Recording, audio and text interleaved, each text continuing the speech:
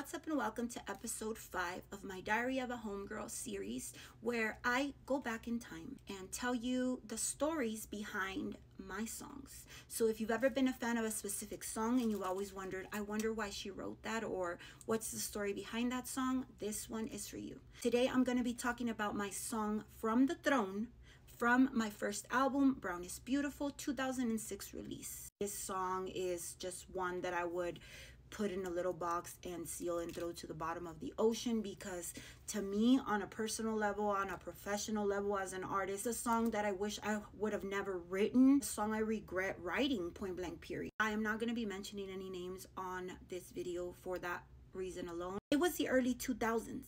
Everyone had a MySpace. If you were fortunate enough to live during that era, congratulations, it was one of the best times in our lives. It was during the time when banda rap exploded onto the scene. You had people like Aquid, Crooked Stilo, JP, everywhere. I had begun recording my first album, Brown is Beautiful, but I had already music released prior to that.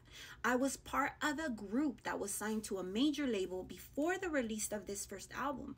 It was called La Epidemia, released under EMI Latin. If you didn't know, now you know. Go ahead and Google it and you will see me there front and center with 3 other guys posted up. During the time that I was part of that group, I got the chance to do things, going to certain industry parties where there was important people that were the connection between you and major labels. A lot of those. And in one of those events, I got to meet someone that was a major player in the scene. Before speculations start coming out on who this industry person is, let's just get that out of the way. I've never worked with this person in my life.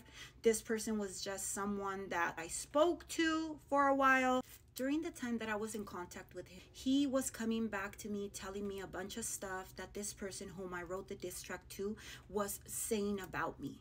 And I believed it. I believed it because of the position that he was in. He wasn't just a nobody. He was among all of them. So I took his words to heart, in that everything he was telling me about this person saying about me was true. So I gathered anger towards this person, and that is what prompted me to create the diss track. This is how this whole mess began. I believed what this guy had said, and there I go, writing a diss track. I wanted to do this video for that reason, because this happens in the industry more often than not. You will have people come to you, tell you that this person said this and this and this about you, and you just keep that inside of you, and you will forever not like this person because of what once upon a time was put in your ear. You don't even give this person a chance, and this is how you get people that don't like you, and you have no idea why it is that they don't like you when you've never even met them. To this day, that song is one of my biggest regrets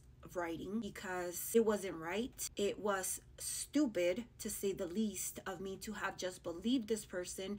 It was till later down the road, through other people that knew this man, that I confirmed that everything he had told me at that time was a lie. That he had not only done this to me with this person, but he tended to do that with artists that he would work with or that he was around, and tell one artist something about this other artist and put them against each other. Later on, I found out other things that made me kind of realize that maybe that's why he had done that, is because this man was the type that liked to get into girls' ears for other purposes. Thank God I had nothing to do with any of that. So take my story as a cautionary tale on not believing everything you hear, especially if it's something that is meant to pin you up against another woman.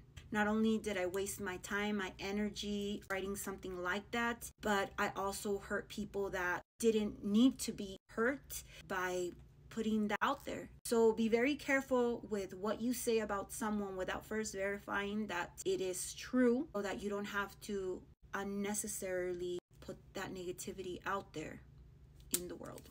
With that said, this is your homegirl, Miss Krazie, checking out. Se me cuidan. Catch you on the next episode. Al ratos.